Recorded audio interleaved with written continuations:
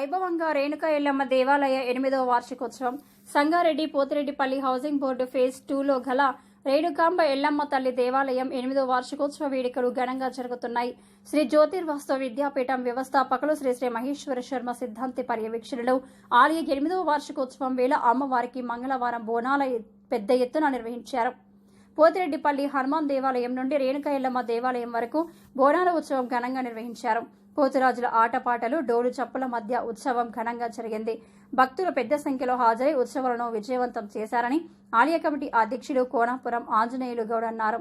ఈ కార్యక్రమంలో 11వ వార్డు మాజీ కౌన్సిలర్ తులసిరాం, కౌన్సిలర్ దశరథ్ రెడ్డి, వీరాగౌడ్, శ్రీనివాస్ గౌడ్, అంజాగౌడ్, నరసింహగౌడ్, వరుణ్ గౌడ్, రాజాగౌడ్, జైపాల్ రెడ్డి, మహిళలు, భక్తులు పెద్ద సంఖ్యలో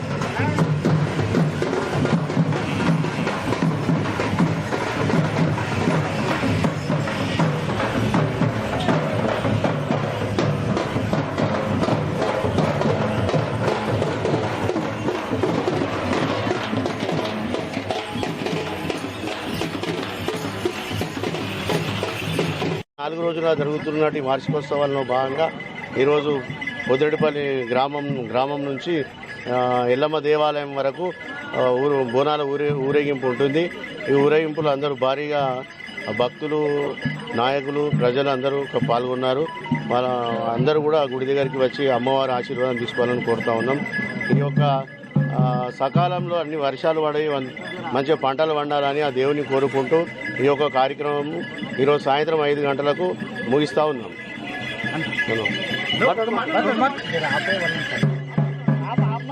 అందరికీ నమస్కారం. ఈరోజు